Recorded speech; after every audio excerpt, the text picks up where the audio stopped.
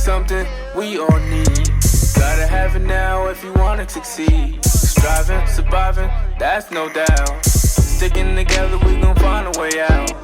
To all you young people, give it your all.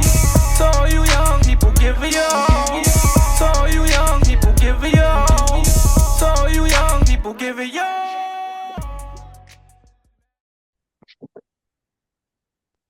Good afternoon, the back community. Thank you as always for staying involved. Thank you for staying engaged.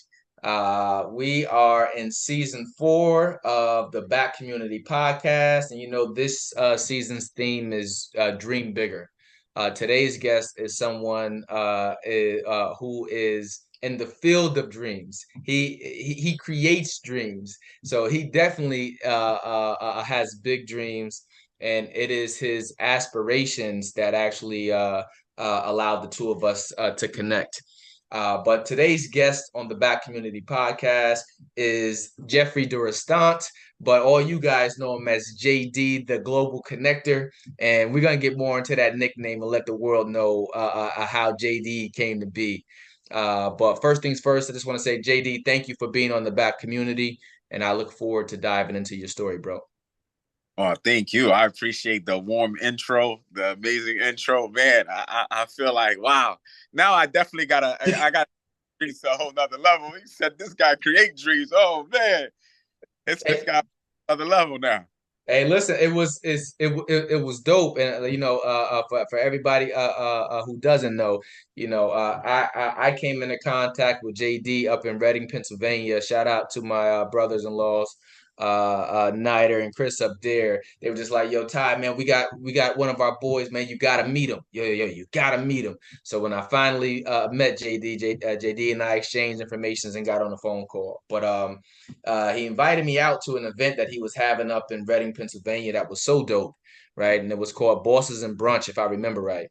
And I watched this guy bring a room together of realtors, event planners, entrepreneurs, everyone trying to get into this particular space. And it was at that moment where I realized, how special this guy really was, because moving the crowd is a hard thing to do. Everybody thinks that they can do it until you get put on the Budweiser hot seat and you realize how hard it is trying to please a whole room of people. But you did that. You put on for the city of Reading, and it was a beautiful outing.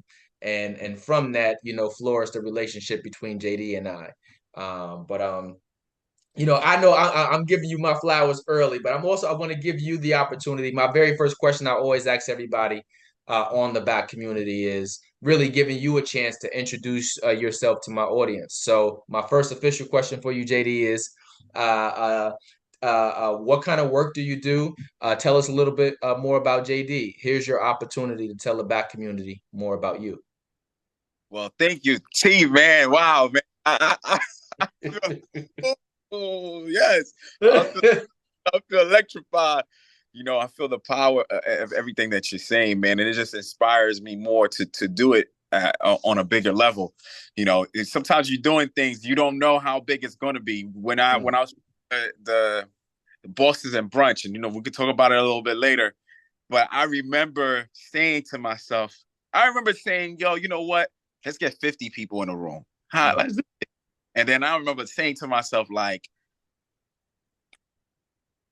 come on. And I just thought it for 1 second. I was like, we could do 50. And then I remember I said it to my assistant, who at the time we were planning the event. We came with the event like this.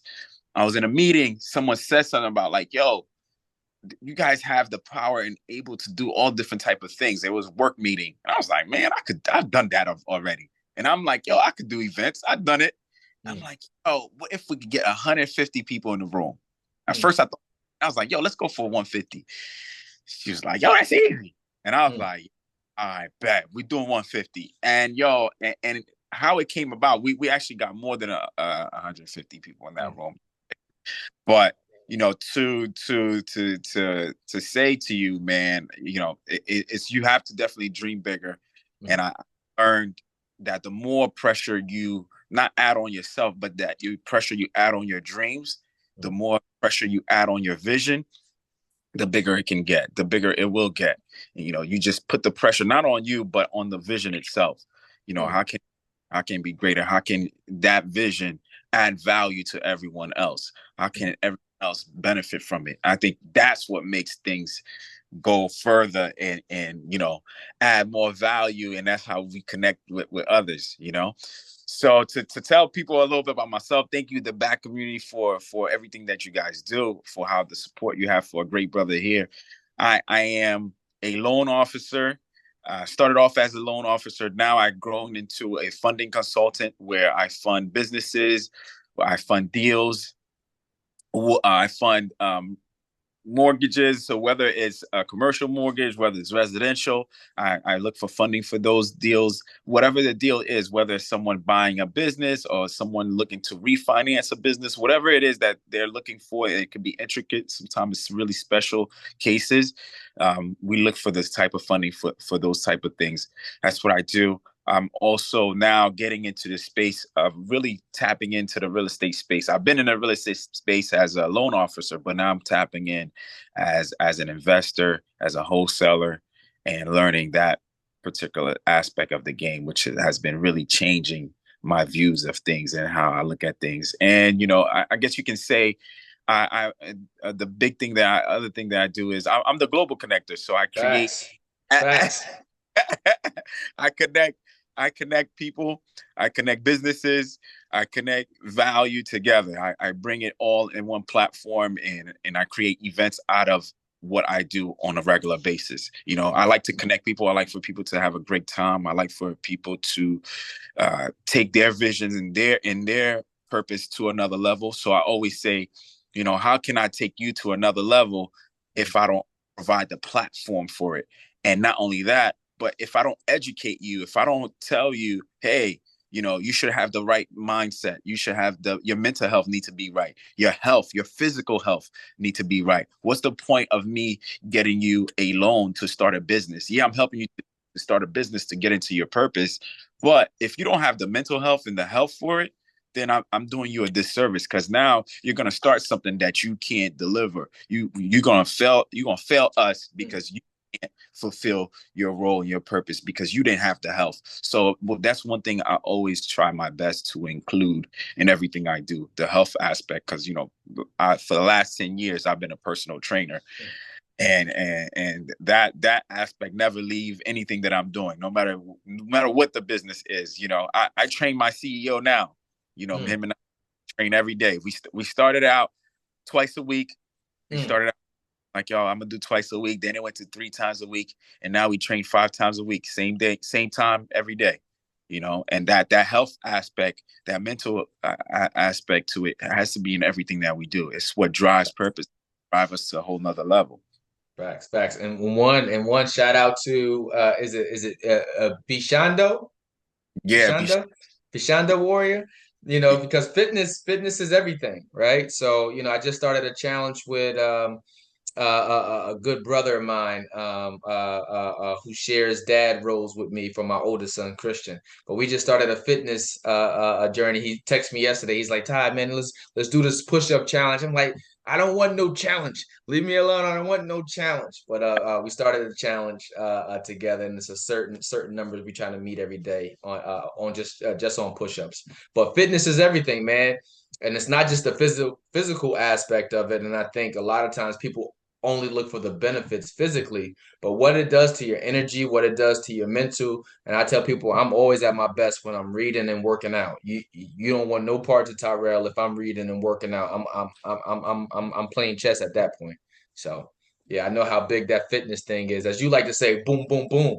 It's big, man. It's big, and it's crazy you said that, because I one aspect I was lacking at, and we gotta be transparent all the way through, is the reading aspect. And I just started getting back into reading again, and I'm like, yo, when I'm reading, it's something about a reading and being attentive. It drives you to look at information different, and it drives you to apply information differently than just. I'm a big person on visual, so I like listening to stuff a lot. I like watching a lot of documentaries. I like watching a whole bunch of stuff. that I'd rather be educated that way a lot of Mm. times. Reading when I'm reading, man, like you said, it's you get you think different, you Facts. start things different and you deliver things different too. Mm. And it's crazy because it sets you apart very easily because not everyone takes to reading, but there's so many different ways you can read. You can get an audio book now, and it's just like your regular conversation, your regular interaction with other people just changes. It's just like, be like, well, damn, JD, I didn't know you knew about that. Be like, actually, I know a lot more than what you think that I know. So it's always nice to have that in the back pocket, man. Well, let me see, man. I know your path to get to where you are currently. You've done. We touched on fitness a little bit. I know that you're a funding consultant now, about to open up bigger doors and bigger opportunities in the terms of dreams in the field of dreams in the world of real estate. But one of the things I definitely I couldn't wait to get you on here to talk about was your walk with God. I believe at one point, you had dedicated some years to that particular ministry as well.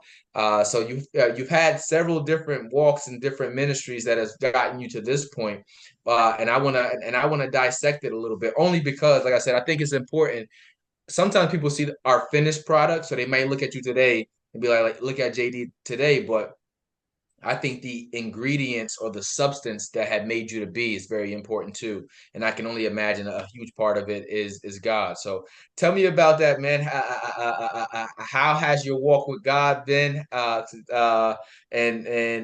what was that journey like for you being a part of the church? Yeah, man. Being born in Haiti, Like I all say. like I say, we know is, but they say Ligley's liquor lakai, and really is, church, home, and school. That's it. Those three. That's the three foundation. Most Haitians, 80%, 85%, I might even say 95%. Mm, All of us know that right there. That three mm, foundation is very vital.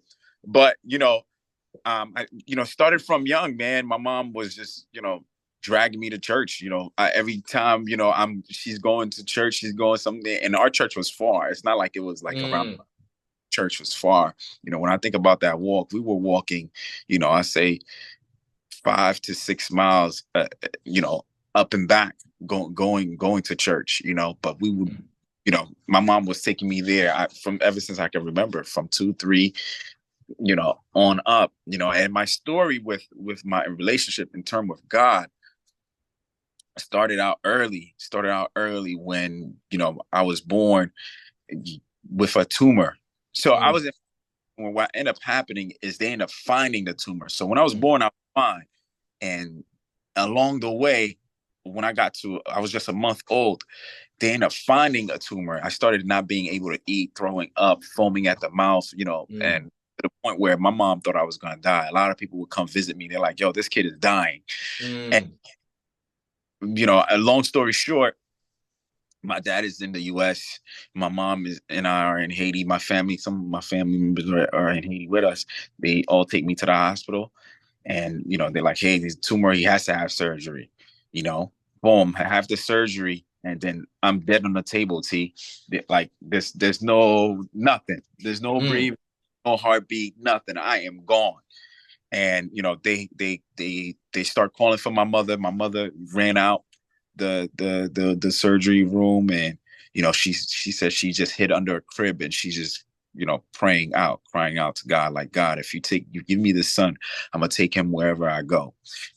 At this point, all the nurses, all the doctors, everyone that with importance, with all the white coats are running in there, and they're poking me with needles. At the time, we talking about, this is in the 90s. There's no, you can't do this to mm, don't have those equipments yet. And plus, we're in the third world, we're not that, level up in the technology yet. But, I'm grateful and thankful, because after she did that prayer, that's when I screamed. mm, So for a long time, and then a lot of times I have, telling that story, or just me sitting there thinking about all the stuff I've been through, knowing that, like, yo, I'm here for a purpose, on purpose, for a purpose, you know? So Facts.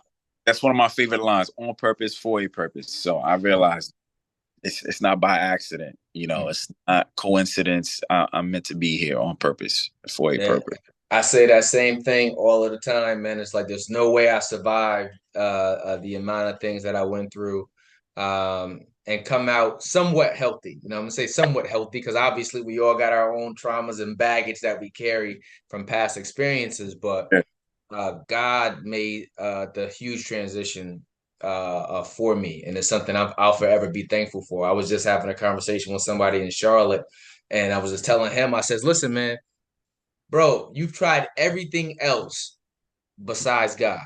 Right, Why not right. try God?" Right? You know what I mean? Yeah, Just like, yo, I'm trying, bro. I'm trying. I'm like, yeah, you tried everything else but God. Try God because it one for me, it helps to keep me super humble and balanced and just realizing that the small amount of time that God has given to us is not just for us, right? And yeah, that's one of the things I liked about you is like your focus is always on bringing other people together. How can I create these other opportunities for other people? It's gonna help me in a way, but I'm also gonna be the bridge for other people to get to the resources and the opportunities that they're looking for. And I think there's a word that comes to mind. It's altruistic, the unselfish regard for the needs and interests of others. And I think about that when I think of you. But a lot of that goes back to that story you just said. It was just like, I'm here on purpose, right? yeah. For a reason. And no matter how much we try to run away from that purpose sometimes, just like I gotta let us, but it'd be like eventually you're gonna be back, you're gonna be right here where I need you to be. So Yeah, man. Like saying that just, wanted me to add this to it. And it's, ever since I was 2 or 3, everybody was calling me little preacher, little preacher. mm, And, I don't see myself as a preacher. Never see myself as a preacher. And as I got older, I was 19, and a prophet prophesied on me and said, you preach? I was like, nah. It's like, you're gonna start preaching. At that point, I was already doing things in the church. I was already in the choir and leadership, everything I was already a part of. So at 16, I would preach here and there, but never nothing consistent wise, like, oh, this is who he is and this is what he does. But at 19, it really took a turn and I really started mm, preaching. 5, then I got into personal training, and then that changed. But everything, like you said, everything led up, and it just prepared me and guided me and gave me that foundation for the next thing. And it could just prepare me for the next thing, for the next thing. Yeah. So it's like each zenith point, each each zenith point, it was a breakthrough to the next thing. nice, nice, nice. It's interesting. And actually, nope, I'm gonna hold that one for later. I was about to say something else because you had already mentioned Zenith's point, but I'm not going there with you. I'm not going there with you. Uh, um, let me see, man. I wanna break down you. Like one of the things, like I have a huge adult audience, my age, 30s, 40s, but I'm known for the most part for being a mentor. I've been a mentor for over 20 something years. So I have a young population of people that I work with. So for all of my guests who come on the back community, I always try to tap into your younger self, right? It's just like, what are some of the things that you wish someone would have encouraged you to do? Or what are some of the things that you wish that you know now that you wish you would have known then? So here's my first question along those lines. So uh, JD, thinking about your younger self, right? Yeah. What is something that you wish someone would have told the younger JD, the younger Jeffrey, that you know that you needed now, but you didn't know then? So if you could go back, what would you say to the younger version of Jeffrey before he was JD? Man, I would say step out. Step out.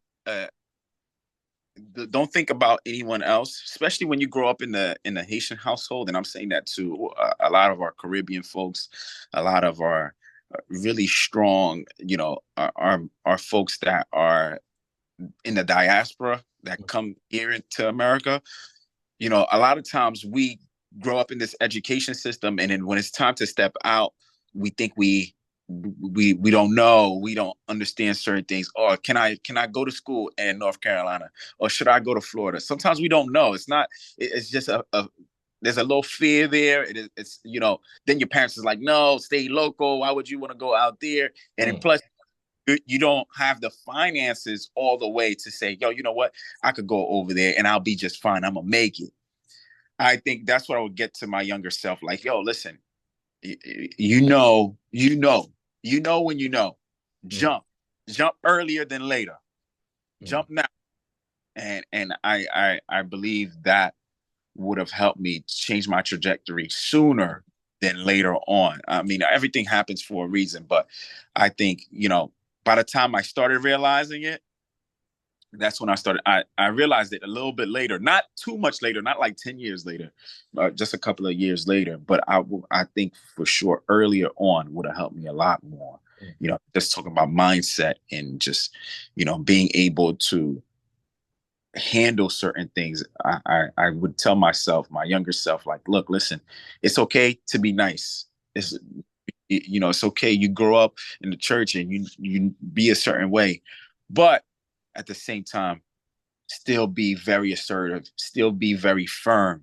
Don't let anybody, just because you're nice and you look like the church guy, don't let people think that they could get away with anything. Yep. And, I think that's, for us, sometimes having such a big church background, that can easily be taken advantage of. People automatically want to take advantage of it. And just realizing, like, hey, the right people won't do that. The right people stand by you no matter what. Hell's a high water. No matter, there's an ugly side to every single one of us. There's an attitude side that, shoot, T, when you get that attitude, they get out the way. Get out the way. You know what I'm saying? Nobody want to see that, T. But at the same time, it's those people that still with us after those storms, after those breakthroughs, what I would say are those zenith points, because those are the points after you go through your point where you feel like you could give up or everything can happen. That's where you have the max growth. After those points right there, I believe, those are the true people that are your warriors. Those are your pillars that's going to be around you and remind you of who you are when you hit another challenge. Okay. Yeah, I think that's a huge part of your success has everything to do with who you decide to keep yourself around, right? Some of us stay in a place of comfort, right? We don't believe in disruption, as my pastor said a couple weeks ago. But, I made the transitions from being kicked out of school, from running the streets, from hustling, to being able to go away to college in Charlotte, North Carolina, and change my life, to go over to live over in Africa, change my life, right? And it's just like, like you said, just being able to believe that, one, starting back with what you said before, I'm here for a reason. And I got to be able to walk through these opportunities that are in front of me too, to get to where God is ultimately trying to bring me to and grow me towards.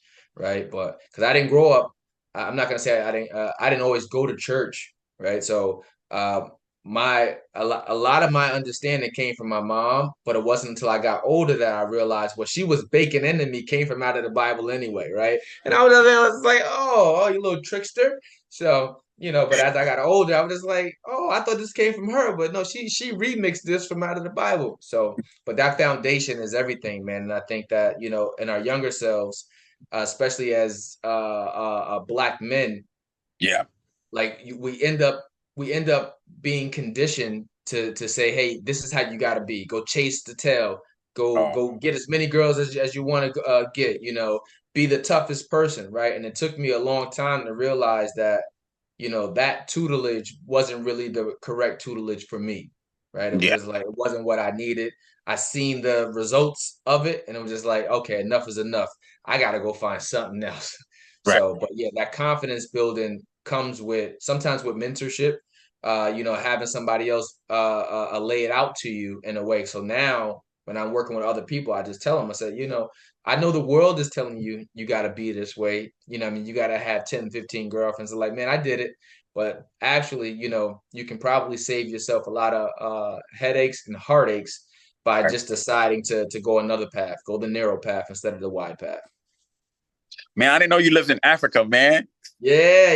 Yo, changed my life, man. Changed my life. part? What part? I love. So I was in Northern Africa. I was in Morocco. So Nice. yeah, I studied Arabic. I studied Arabic my freshman year, and Nice. that gave me the opportunity to go study abroad. So I ended up going to study at a university called El Akouane University. That's in the mountains of Morocco, and I ended up going there, and I started picking up French while I was there too. So yeah, it Oh, sucks right now, but I did it. nice. Can you still speak Arabic? You. Kalilin, as they say in Arabic, a little bit. So I can still get your basic formalities out, and hi, how are you, how you been, stuff like that. Other than that, shut that thing down. Top it up. Oh man! But in your area now, there's a lot of people that speak Arabic, right? Especially in the Well, no. yeah. So they have pockets all over the place. But the one thing I learned about Arabic anyway is that um it's like, so there's so many different dialects of Arabic, right? Oh, So it's just like if you go to Egypt, they speak a different dialect of Arabic. If you go to Morocco, they speak a different dialect of Arabic. All these different places have their own dialects. So there's this one elementary thing in Arabic called Fusha, and it's like basic. So if you can do Fusha, you can get get in anywhere for the most yeah. part. But yeah, so it's different. But here, for the most part, once I came back, I never really used it. And I got into learning Arabic anyway because the dudes in my neighborhood, all of the people who owned the corner stores were Right. from like Yemen, Morocco, Iraq, all of these places. And I got close with those guys where everybody else was making fun of them, like, Yeah. oh, learn English, da da da da. Nah, I made friends with them. I made friends with them. They told me about their country, and when I went to school, I'm just like, well, I studied Spanish from seventh to 11th, and I really didn't retain anything. So why not challenge myself to learn something new? And I took on Arabic. So, Nice, man. I'm real big on that. A lot of my I speak to a lot of Sikhs. So mm, I pick up Punjabi a little bit. So when I see them, I'll say Sasika, Kihala. You know, I, I mm, I I think it's so important. It's so important as us, especially as melanated kings. We have to, kings and queens. We have to tap into culture. You know, yes. the most opening and connecting way. I think truly, if I can give a secret as a global connector, right? The most connection you can have with someone is being able to tap into their culture and sharing that with them. Even if it's just one word, that one word is enough to create dialogue and really have a connection with that person, especially if you're in a place where, you know, not everyone is that culture. You're in an area where not everyone understand, or they make fun of you, or they don't even bother with you. They just look at you as whatever. I always find a way, or find the type of time or the culture to get in, tap into that culture, to know something, to understand it. And I think language is the biggest thing, that is the biggest driver of connection. you know I like it. I like it. And even if you don't know the language, right? If you got right. an open mind, right? So like my Arabic wasn't the best when I was in Morocco. My French wasn't the best, but I had an open mind. And some of the other students that had went over there at the time, they did. And it's like, oh, this ain't like home or whatever. I had an open mind. So I found other ways, even outside of language. Like I use music as a way of connecting. I'm a big Tupac fan, man. So, but when I went there, they love Tupac more than me. And I was like, what? I came all the way to Africa to find some people that love Tupac more than me. So you Yeah. can use other things even Yeah. when language is a barrier, right? Movies, music, you know what I mean? Ooh, So we got way more in common than what separates us. And I think, like you said, when you start looking for those things, you can really start to connect with people and opportunities. But people be sleeping on that, JD.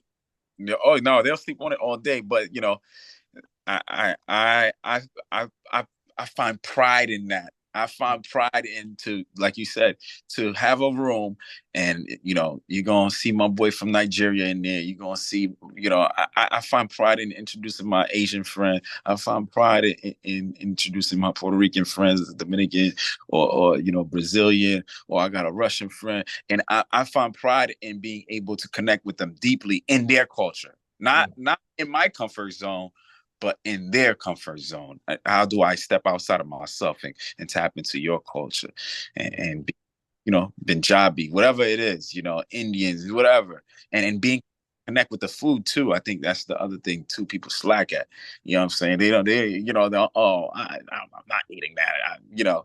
So many of us just look at stuff and just, we don't have an open mind just to try, understand. Not me. And some people think it's disrespectful. Yeah.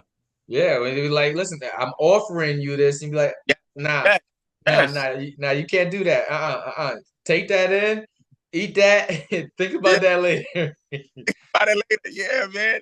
Yeah. Food is one of the biggest things that you can connect on too.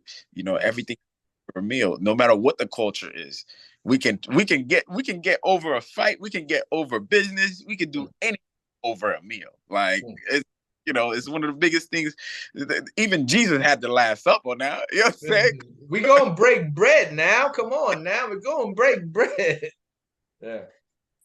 Let me see, man. Before I go into my next series of questions with you, I like to do this thing called rapid fire. It's always midway through my interview, and I always like to ask more of the questions, more fun questions. And the reason why I do this in rapid fire is because I think the older we get as adults, we be forgetting that we're still kids in the inside of us, right? We don't really allow people a chance to get to know us because sometimes people don't ask the right questions. But then another time it's just like, we're more worried about our professional look than anything else. So I like to do this section called rapid fire where I ask a series of questions, nothing harmful, I promise you. But it'll allow the world to get to know JD a little bit better. You ready? I'm ready. All right. So I can't say nothing. This is 60 seconds of rapid fire. All right. My first question is, who is your favorite music group? Favorite music group? Ooh. G-Unit. Okay. All right. If you were to choose a favorite shoe or sneaker, what would the style of shoe be? What sneaker would you choose? I like Kobe's. I like Kobe sneakers. Yeah, Kobe. Okay, all right. If you had a favorite cheat meal to go to, I know you're a big fitness freak, but you gotta have a cheat meal. So when is your cheat day? What's your go-to? What's your cheat snack or cheat meal that you like to go to? Well, I'll say, since I cut out meat for for a long time, it's been over 10 years. So my cheat meal in that is goat. I love me some goat. Lamb, goat. Oh man, this game over, bro. All of that though went out the window. You said what? And a lot of my friends be like, that's meat, bro. And I'm like, it's different type of meat. This one right here ain't the same. It's not like chicken. It ain't like none of that other stuff. You know what I'm saying? And then it's not processed like all the other stuff. So let's get along with this. But that would be it, right? Okay, he said, yeah, "Give me my goat, man." Yeah. Let me see. Who would be your favorite actor or actress if you had to choose out of a long line? Ooh, that's a great question. Oh man, that's deep. That's deep because I always wanted to become an actor. And who gave me that inspiration? You know what? I'm gonna say someone. I'm gonna give you two. I'm gonna say someone outside of America, and I'm gonna say someone in America. Outside of America, there's a guy in Haiti called Jesse Fly, and a lot of people might know him. Even in America, they might know him. But Jesse Fly, he was a comedian on in Haiti, and he's still a comedian now, but he was the guy that I would see all the time. I thought he was hilarious. I'm like, yo, I would love to be on TV and do that. That's for Haiti. In America, man, for some reason, Denzel come to my mind. Denzel come to my mind a lot. And I don't know if Denzel would be, it's something I never really think about, but I like Denzel. Okay. Denzel. You can't go wrong with Denzel. You can't go wrong with Denzel. You can't go wrong with this one.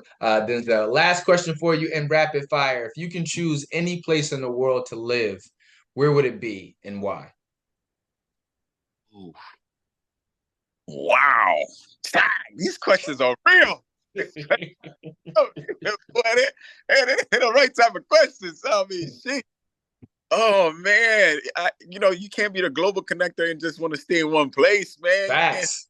space. Ooh, wow.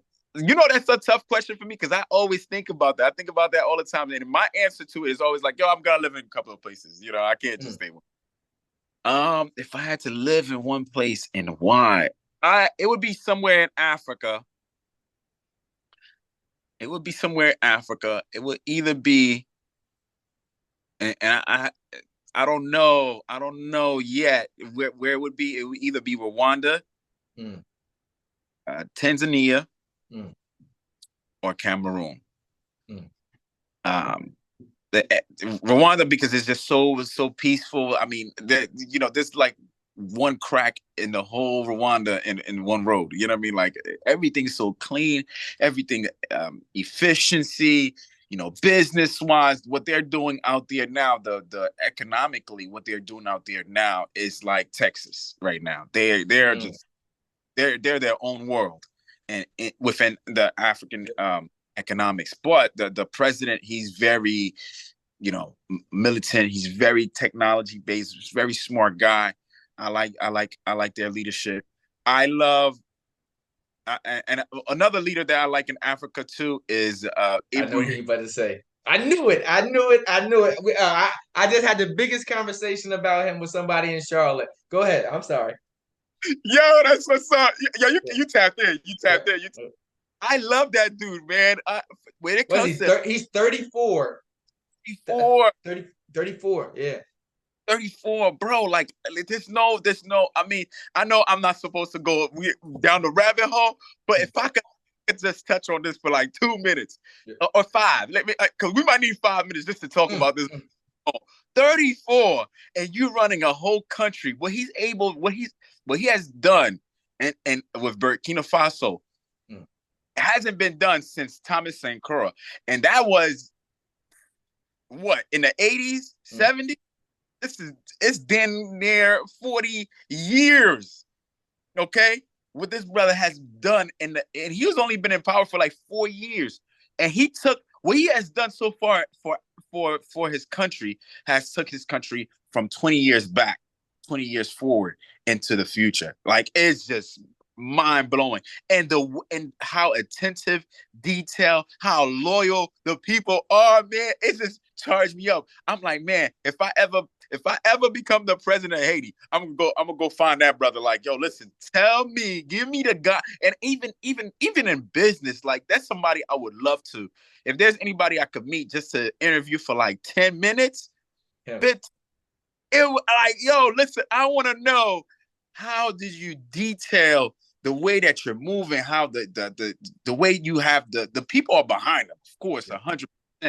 But the things that he has done, the way he talk about our generation, the way that he's like, look, listen, we're tired.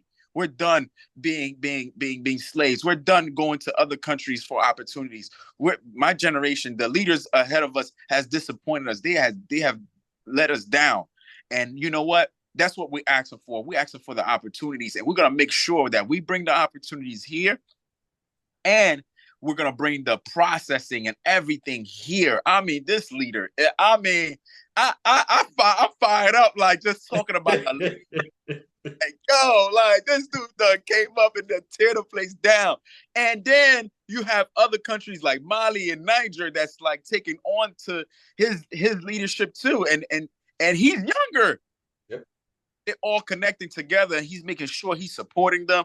I'm like, nah, this dude he's another level. This He's different, like, different. yo, I knew it. I knew it. But I knew it. Yeah. Okay. I like Cameroon too. I love the food. I love Cameroon food. I love Nigerian food too. But something about Cameroon and the people and the love, but their culture and the food, man, is so amazing. But the people is amazing too. So it would be, I don't know, but it would be one of those places. One of those. Okay. Be Okay. one of those. you can't go wrong with those ones. Those are good options. Those are good options. Yeah. Let me see, man. I'm gonna ask you my favorite question in 4 seasons. Whenever I interview anyone, this is probably my favorite question to ask. Um, Everyone has their own definition of it. But JD, if you were to define success, what does success mean to you? Success means to me what Abraham Toure. I would say Abraham Toure is the meaning of success. Being able to uh, impact and have such whatever you're doing. I mean, we all can have that same impact in whatever it is that we're doing. To impact bigger than yourself and to impact people the way he's doing, and that to change trajectory. Like to have such a big impact that you done took people from 1980 to all the way to 2023. That's exactly what he done did. He took them from 1980. They were still stuck in the 80s and the 70s. Technically, that's where they were at. And then he done took them from there to the 2000s to 2023, where we at now. I mean, And he's only 34, so I've taken you back further. But yeah, yeah, it's that to me, that is success, to have impact bigger than yourself and being able to yes, I'm not gonna say money does not involve in it. No, we want to all have an abundance life financially, health wise, all those things. But to be successful to me is that your success means that the people around you and the community around you, and to inspire. Like I'm inspired when I, like you said, like yo, would you, like, you know what I mean, like the minute I was about to say the name, you already knew. I'm like, that's inspiring. That's like, yo, yes. That's what I want to leave, man. Like like Tupac said, I may not be the one that changed the world, but I want to I be the one that. guarantee I'm gonna spark the brain of the one who will. Come on, come on. Okay. Okay. So Oh, listen. We over here globally connecting right now. yeah. We don't take people to a whole different time. Who's these guys? People gonna want to do their homework after this, man. Listen, do your homework. Look what is happening in our world right now. Our world is completely changing from Africa all the way to Haiti. Our world is completely changing.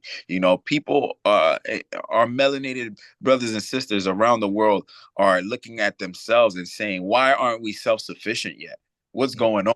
Like, why? What's been happening in leadership in the last 30, 40, 50 years? And who's been keeping it that way? Who does it benefit for us to be that way? And they've been questioning those things. And not only they just question it, people been questioning those things or making complaints, but now people are taking action up on those things. And I'll give you one more leader too that is very inspiring right now. Young woman by her name is Bertude.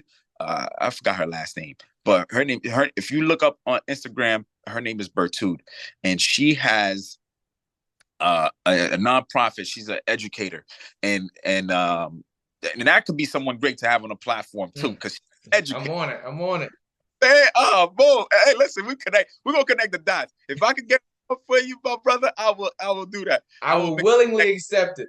Yes, I'm gonna make the connection. But she's right now in Haiti, and the whole thing came up with building a canal in Haiti. I don't know if you know anything about that going on in Haiti right now, but basically, to make a long story short, for people that don't know, right now the people of Haiti has risen up, and there's a canal that separates, that connects. Really, it connects Haiti and DR together, and the Haitian side were supposed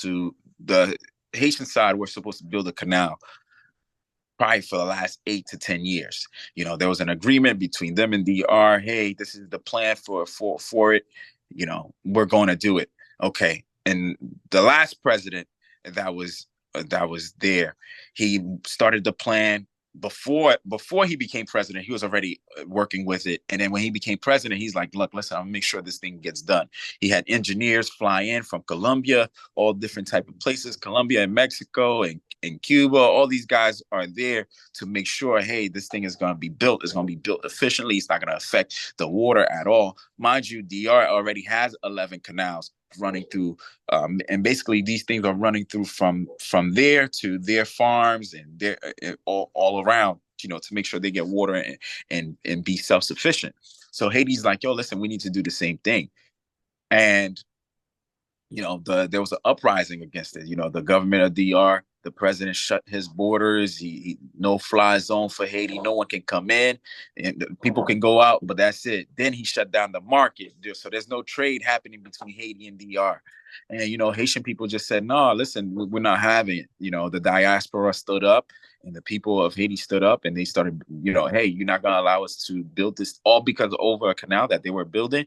Like, listen, if the government is not gonna build it, we're gonna do it ourselves. They've been begging, hey, we need this. Hey, the farmers need this. We don't want to depend on another country. We don't want to just depend on other places for our food, for our efficiency. No, we want to have our own, and there's nothing wrong with it. So now not only they're building one, but they started building a second one, and watching Bertu took it upon herself, fly to Haiti, took her whole staff to Haiti. Ray started raising money. She now raised over $100,000, and is making a tremendous impact on the people of Haiti right now, man. So I really think we had a great time right now to see great leadership happening, whether it's melanated women or melanated kings that are really doing big things.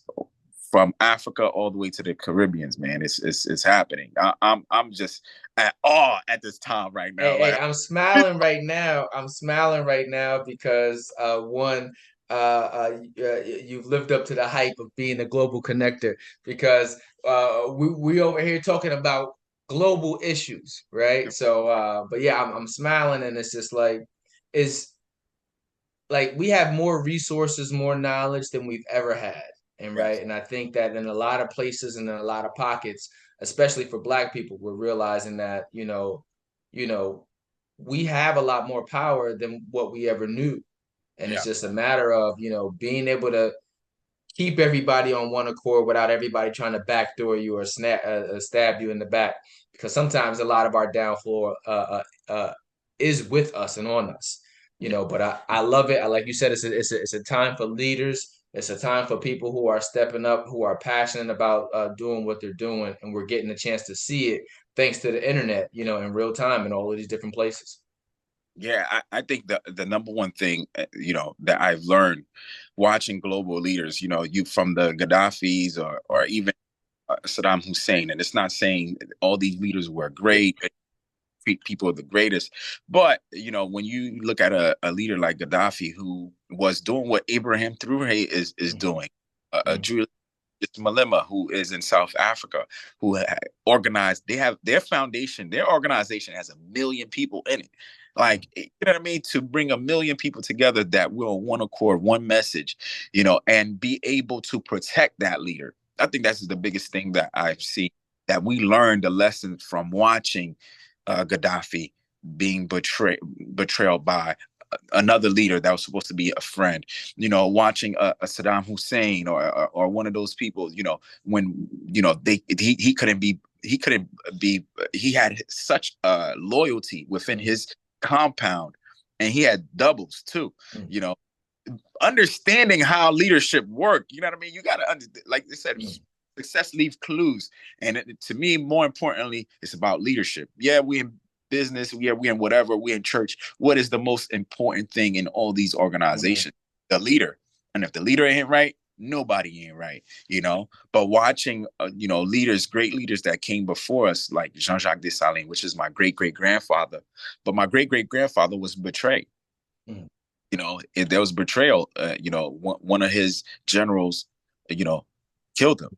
They surrounded him in a meeting. So, I think we watched those so many times happen. Now we're understanding, having really loyal people, having people that even if they're loyal to you, that they're not making that announcement to the world. So that way, when someone else come in and they try to get you, they're right there to let it be. And that's one thing that inspired me with Abraham Toure too, because there's been a lot of coups that's been tried after to come after him, and they haven't been. And thank God. I pray even is on that brother, but and I'm just so proud of us that we're realizing that we need to protect us, and a lot of times we need to protect us from us. It's not protecting us from a lot. Facts. The betrayal has happened within the space, because they say not all skin folk is kinfolk, Right. so Exactly. understanding that within us we have to protect us is keen, and it's important. And I think we need to understand that in business, we need to understand that in family, we need to understand that in everything that we do. We need to protect each other from each other Mm. that look like us and whatever. We need to protect each other and make sure that we're doing the right moves. We're advancing each other, because sometimes the people around us, they may come like they're sheep, but they're really wolves. And we have to have some wolves around us to be like, yeah, you got the wrong one. Yeah, we wolves out here too, And for that leadership, man, and us taking those lessons from the past, applying them now. I'm so like, people always say like, at the time of their living, like, yo, there's no better time to be alive than right now. Mm. I really feel like that. Like, I look at everything that happened before and looking at what's happening now, and the leadership that's happening now. I'm like, wow, there's no greater time right now Mm. than right now to be alive Be than right. alive. Okay. Okay. Well, let me see, man. I got three more questions for you. I'm letting you go. Nice, nice, nice. First Listen, question is I'm ready. you're into faith. Yeah, you got that ministry, you got the fitness ministry, you got real estate. I'm calling that a ministry too, because getting people into housing and changing their lives trajectory is a ministry, right? Yeah. So how do you find a healthy work-life balance with all that you're doing? There's no such thing, right? Ooh. There's no thing as the balance is, you know, making sure that you don't forget yourself, and you don't forget those that love you, and those that you care about and that you love, and just finding ways to have them involved in what you're doing. I think that's the greatest life balance, the greatest work life balance is to have, is to, while you're making a move, you make them do the same move too. Hey, I'm doing this. This is why I'm doing it. You should be doing it too. Hey, I'm making this move. You do it right now. Hey, I found this bank that's gonna get us 50,000. I'm getting 50,000. Yo, listen, go right now, apply, get 50,000. Hey, this bank is gonna work with your credit score. You didn't think, yep, but boom, you gonna get this credit card. You gonna get that. Hey, I got 100,000. Look, go get yourself 100,000. I think it's that, and helping people to understand like these moves can be made, and I think that's the life balance. Not everyone is in my line of business, so they may have that to give to someone, but it doesn't matter. What are you involved in? Even if you reselling sneakers, they don't have to resell the sneakers. You could tell them, listen, you have $400. Give me that $400. I'm gonna buy you a pair of sneakers, and is the Yeezys. I'm gonna resell them for 1,200. And now, I charge you 200, but you done made, Mhm. $8 more than, if you would have just bought those pair of sneakers for yourself. Mm. It's but whatever you in, teaching your family, having them involved in whatever you in, how can we all go to another level? I think that is important in the work-life balance. Mm. Find things that we share in common that we can do together. Some things is going to be just for me. It's what I do. I may go to the gym twice a day. That's what I do, though. You don't have to do that, but you're going to be working out too. You know what I mean? Especially if you're my significant other, yeah, you're gonna get this work too. Because I'm not gonna be out here looking good and having a health, and then 10 years down the line, oh, you have diabetes, or you have Yeah. high blood pressure, and I'm supposed to be a trainer, and this is we're all in this because I want you to live long too. I want to enjoy this life with you too. And I tell my family the same thing. I tell them all the time, my extended family, my cousins, my aunt, my uncles, I'll tell them all the time, hey, listen, my mom stopped eating meat because of me. Once I it was like, oh, listen, I'm not doing this anymore. I did that. Funny story. I did the Daniel's fast. I'm gonna be quick, 30 seconds. I did the Daniel's fast when I was 19, and I saw the benefit. I felt the energy difference. I felt everything, and I'm like, wow, this is like crazy. I feel so energetic. People are seeing me. They're like, yo, boy, you shining. Your skin is shining, and I'm not wearing lotion, T. I'm not even wearing lotion. Damn, boy, what's going on? I ain't got no cocoa butter on, no shea butter, no oil, no coconut oil, none of that. And they're like, yo, what's going on, man? You look good. And, I'm like, I feel good. And I'm like, yo, it's the food. I'm like, okay, I got to put in work into this thing. What's going on? And, usually you do the Daniel's fast for 21 days. I did it for 30 days because, you mess up here and there, especially when you first start fasting. And, fasting is learning how to control. Fasting gives you more control over all your appetite, whether it's sexual appetite, food appetite, mental appetite. It gives you control over your appetite. And fast forward, I start studying. I start looking up doctors in the 70s and the 80s letting us know, hey, the industry's changing. The dairy industry is changing. It's becoming more and more and more, pushing things out there. And mind you, back then, there was not as much chemicals in the stuff that there is now. And they were warning, hey, get off the dairy. Hey, get off the meats. Hey, get off that.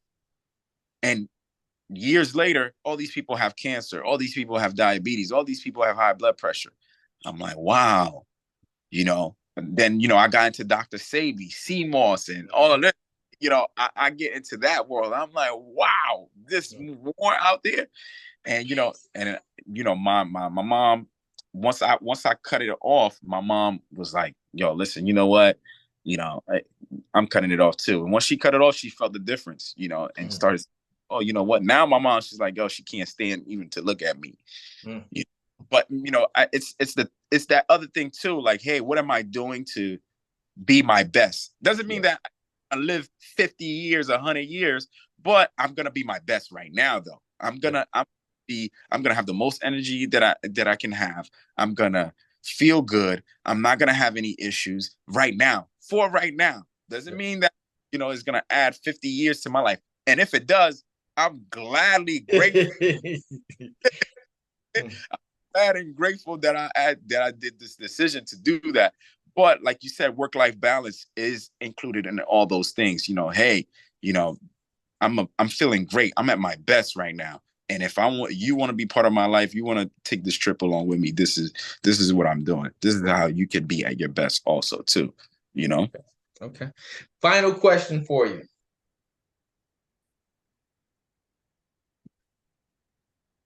I don't think you said it yet. So, so I'm not sure how old you are, but thinking about where you are right now in life, JD, right? I'm 40. Okay. Thinking about your life, all that you've accomplished, all that you've witnessed, all that you've gone through. What about your life's path are you most proud of? Ooh. What about my life path that I'm most proud of? Oh man, right now, I'm proud of right now. I'm proud of. I was just telling one of my best friends this, and there's some times where I'm like, yo, I didn't want this journey. I wanted to, I left Reading, came back. Like, yo, I wanted to leave Reading again and, be out. I'm from New York. I wanted to be back home in New York. Or I wanted to move to down south, especially like Texas or Georgia or whatever.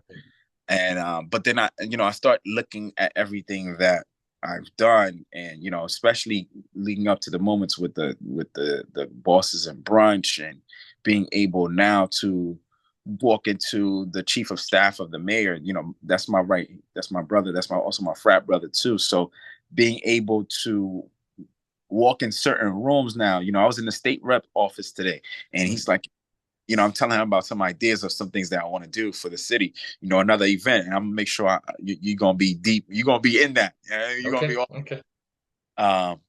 So when I'm telling him like, hey, I want to do this, he's like, look, listen, everything you need, you're gonna have.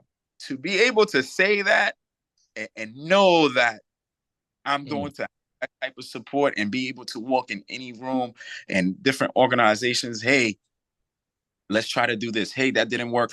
Hey, Jeff, I want you to be in these rooms, regardless, no matter what. I just want you to be in these rooms because your voice. Man, I think that's the biggest thing I'm proud of. Just being able to step out and walking in it. A couple of months ago, a pastor told me before I did Bosses and Brunch. A pastor told me, he said, "Listen, man, you just gotta walk in it. God wants to do big things with you. You gotta walk in it." And that right there, then after that, just like a month later, I did Bosses and Brunch, and then we started trickling on to other things that I'm doing.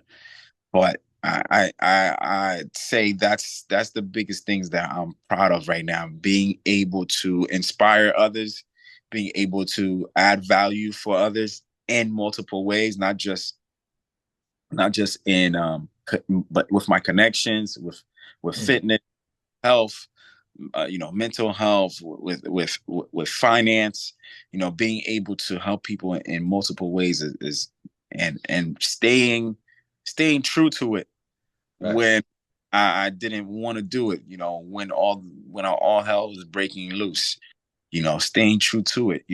I find that staying true to it and holding your ground really take you to another level. It birth something else out of you. That's what makes me want to be more of the global connector to help people at a higher level to get to whatever they need, whether that's the credit, funding, whether that's the health, whatever.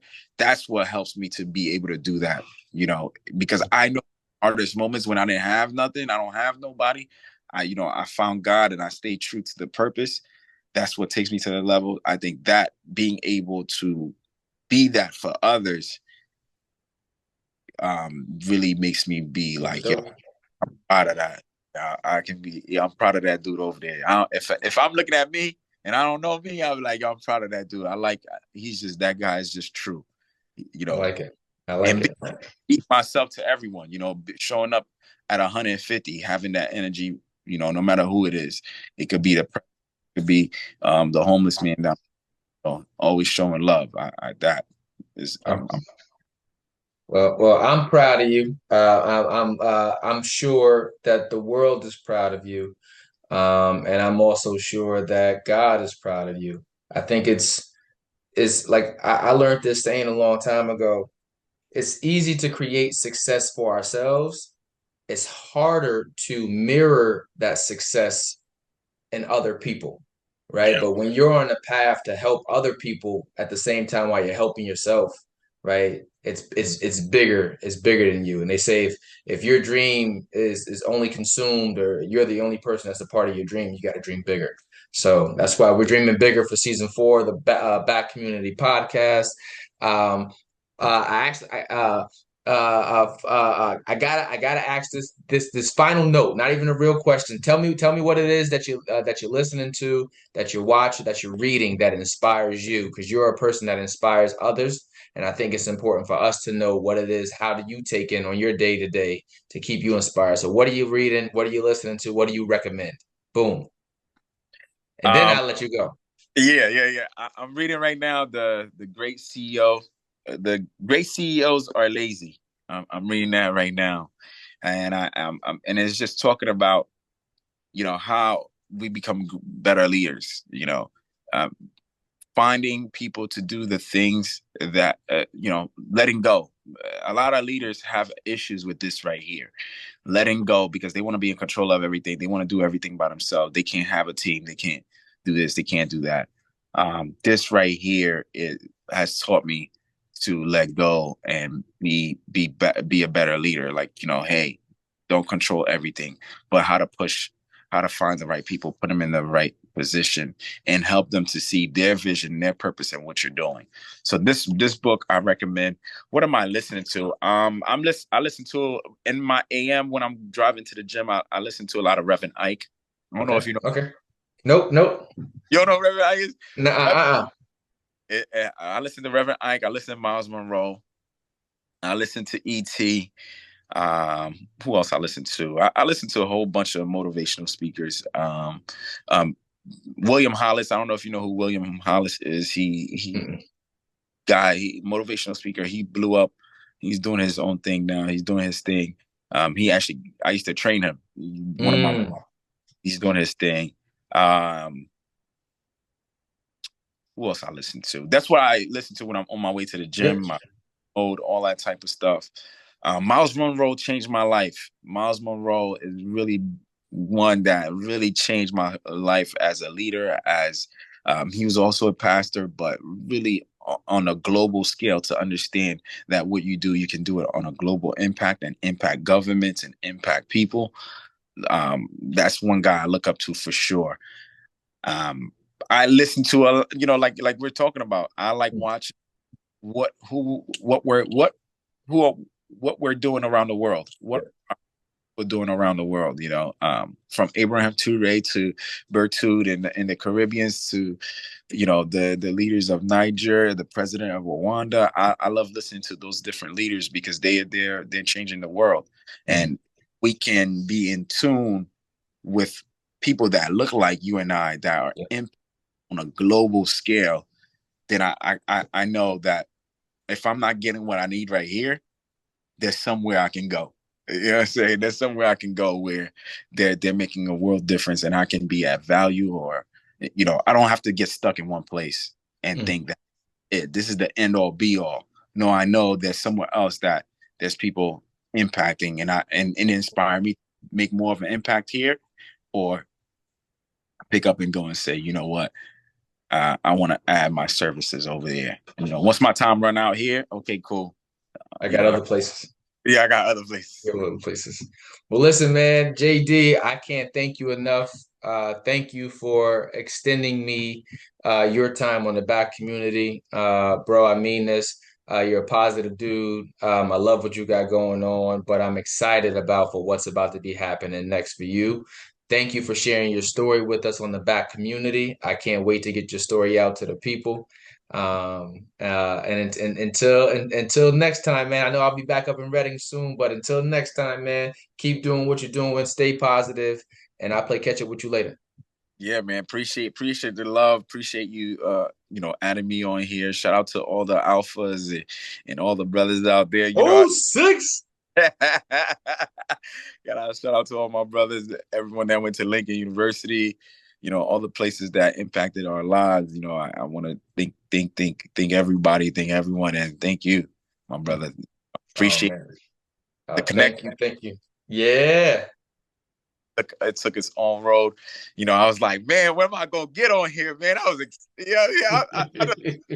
I'm like, what's the date? Am I missing the date? Did I miss the date? I'm like, no, I didn't miss the date. He's like, no, your date is coming up. I'm like, oh, okay, nice. I'm ready. I've been ready. That's right. So you ain't gotta get ready. If you stay ready, you ain't gotta get ready. But listen, man, I'm gonna let you go. I'll play catch up with you later. Thank you as always. Peace. Keep climbing up the ladder. A Black Lives Matter. They matter. So all you young people, give me all. So all you young people, give me all. So all you young people, give me all. So all you young people, give me all. Matter. A Black Lives Matter. They matter. A Black Lives Matter.